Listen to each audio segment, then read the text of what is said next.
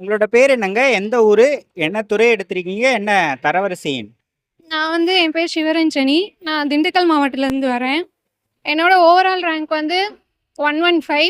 நான் வந்து assistant engineer எலக்ட்ரிக்கலில் Tamil Nadu power distribution corporation limited அது வந்து எடுத்திருக்கேன். ஓகேங்க. அன்புறவுகளுக்கு வணக்கம். எங்களுடைய சாரல் டாக்ஸ் யூடியூப் சேனலுக்கு இவ்வளவு நாட்கள் நீங்கள் கொடுத்த ஆதரவுக்கு மிக்க நன்றி.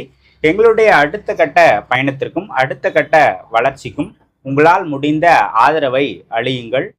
எப்போ இன்ஜினியரிங் முடிச்சிங்க? எப்போ டிஎன்பிஎஸ்சி படிக்க ஆரம்பிச்சிங்க? 2018 பாஸ்ட் அவுட்டு. ஓகே. அதுலேருந்து பேங்க் எக்ஸாம்ஸ் ப்ரிப்பேர் பண்ணிட்டு இருந்தேன். ஆனால் ஏதோ ஒன்று எனக்கு வந்து பேங்க்கில் ஒன்றும் நமக்கானது அப்படின்ற மாதிரி எனக்கு தோணலை. நான் வந்து எலக்ட்ரிக்கல் ட்ரிபிள் இ படித்தேன். சரி, ஓகே, நம்ம கோர் தான் பெஸ்ட்டுன்னு தோணுச்சு. ஒரு 2 இயர்ஸாக ப்ரிப்பேர் பண்ணிட்டு இருந்தேன். இது என்னோட செகண்ட் அட்டம். ஓகே. முதல் முயற்சியில் என்ன தவறு பண்ணதா நினைக்கிறீங்க? முதல் முயற்சியில் வந்து நான் என்னென்னா டெஸ்ட்டு ஒழுங்காக போடலை. ஓகே.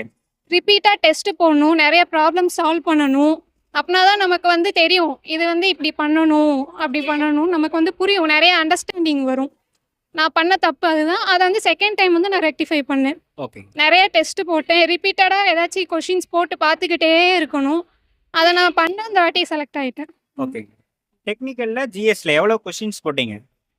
டெக்னிக்கலில் வந்து ஒரு 200 கொஷின்ஸு 300 மார்க்கு. நான் வந்து ஒரு 150 கிட்ட போட்டேன் கொஷின்ஸ். ஓகே. ஞாபகம் இருக்கால வரையும் சரியா தெரியல. ஆல்மோஸ்ட் இப்போ 9 months கிட்ட ஆயிடுச்சு. Okay okay okay. டெக்னிக்கல் பேப்பரை பற்றி பேசுவோம். அதுக்கு நம்ம எந்த மாதிரி படிக்கணும் அப்படின்றத சொல்லுங்க. டெக்னிக்கல் வந்து ஃபர்ஸ்ட் பேசிக் கிளியர் ஆயிருங்க. எடுத்தோடனே ஃபர்ஸ்ட் பேசிக் வந்து நீங்கள் கான்செப்ட் கிளியராக இருக்கணும். பேசிக் கிளியராக இருந்தால் தான் நம்ம அடுத்தடுத்து வந்து போக முடியும். முக்கியமானதே பேசிக் தான், வேறு எதுவுமே இல்லை. ப்ராப்ளம் சால்விங் டெக்னிக் வந்து நமக்கு வந்து தெரியணும், அவ்வளோதான். மற்றபடி எதுவுமே இல்லை. ஈஸி தான், ரொம்ப ரொம்ப ஈஸி தான். ஓகே.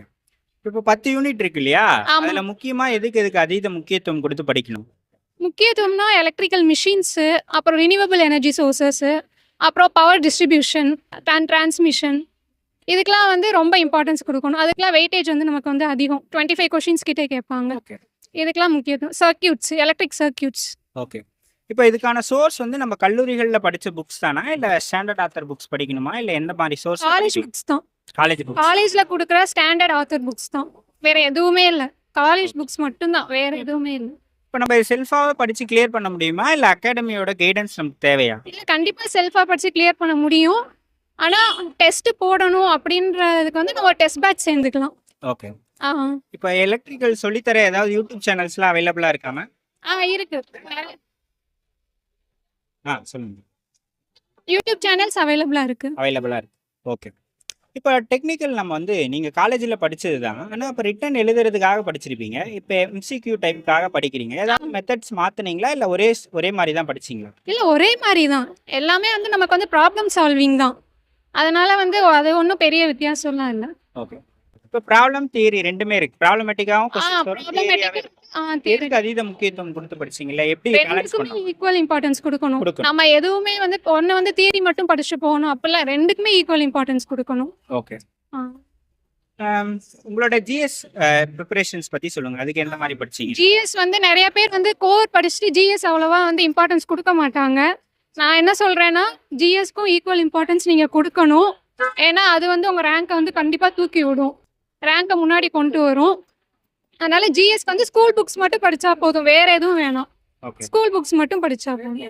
இப்போ எல்லாமே படிச்சிங்களா? பாலிட்டி இருக்குது, ஹிஸ்ட்ரி இருக்குது, ஐஎன்எம் இருக்குது, ஆமாம், யூனிட் 5 யூனிட் 6. ஆமாம், அதெல்லாம் படித்தேன். ஆனால் நான் வந்து அவ்வளோ டீட்டெயிலாக படிக்கலை, கொஞ்சம் இதாக படித்தேன். ஓகே. இப்போ பிஒய்க்யூ பார்க்கணுமா? என்ன சார்? பிஒய்க்யூ.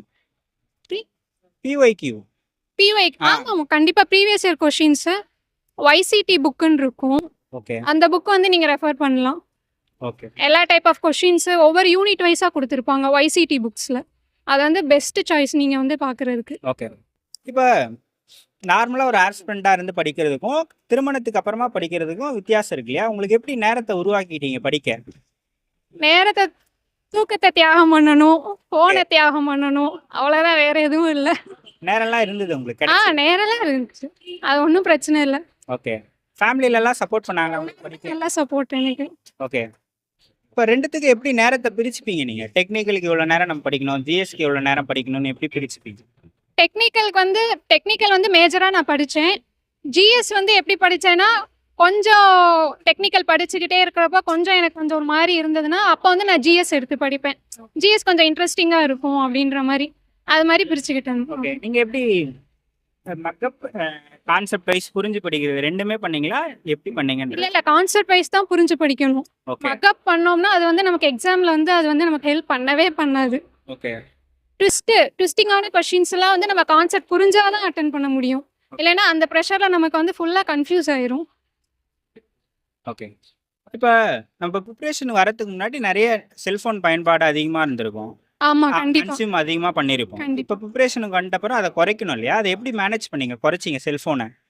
ஏன்னா நமக்கு வந்து இப்போ எங்களுக்கு போட்ட 400 கிட்ட வேகன்சி போட்டிருந்தாங்க.